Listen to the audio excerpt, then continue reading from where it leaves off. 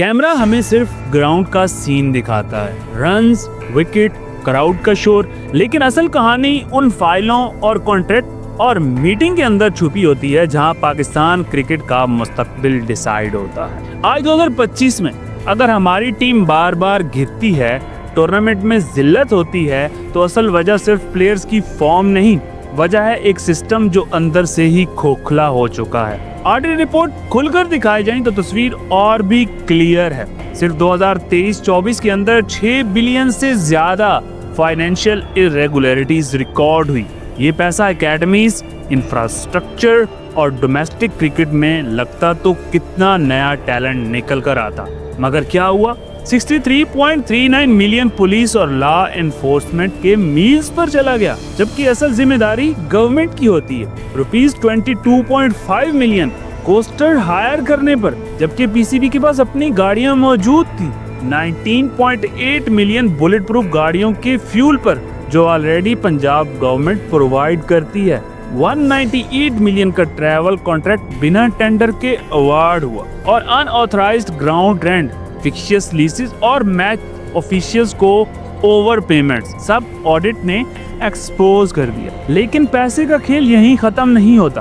Players का career इसी politics और फाइनेंशियल मिसमैनेजमेंट के नीचे दबा दिया जाता। डोमेस्टिक क्रिकेट यही वो स्टेज है जहां हर प्लेयर अपना कैरियर बनाता है, लेकिन डोमेस्टिक का सिस्टम इतना नाकिस है कि लड़के बेचैन हो जाते हैं। सेंट्रल कॉन्ट्रैक्ट में कैटेगरी सिस्टम बनाया गया, A, B, C और इमर्जिंग। ए कैटेगरी के प्लेयर्स को 4 से 5 मिलियन एनुअल सैलरी मिलती है, जबकि C और D कैटेगरी वाले हार्डली ₹1.5 to 2 मिलियन तक। ये पैसा एक प्लेयर के लिए सिर्फ गुजारा है, फ्यूचर सिक्योर करने का ऑप्शन नहीं है। और जो लड़के डोमेस्टिक में खुद को तोड़ फोड़ देते हैं, उनके लिए भी कोई गारंटी नहीं। सिलेक्शन कमेटी सिफारिश और पॉलिटिक्स से चलती है। रिजल्ट, आपकी एकेडमीज में उभरते हुए प्लेयर ग्राउंड में उतरने के चांसेस ही नहीं ले पाते। कई कैरियर स्टार्ट होने से पहले ही खत्म हो जाते हैं। इस वजह से फॉरेन लीग्स हर साल पाकिस्तानी टैलेंट को खींच लेती। ऑस्ट्रेलिया का बिग बैश या यूएई का T10 लीग उनको एक सीजन में करोड़ों कमा कर देते हैं, जबकि पीसीबी का पूरा साल का कॉन्ट्रैक्ट उसका आधा भी नहीं।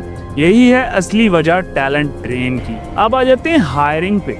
एक एंगल से देखो, कराची में अंडर 16 के 3 कोचेस हायर हुए जो कि एहलियत के म्यार को पहुंचते ही नहीं थे।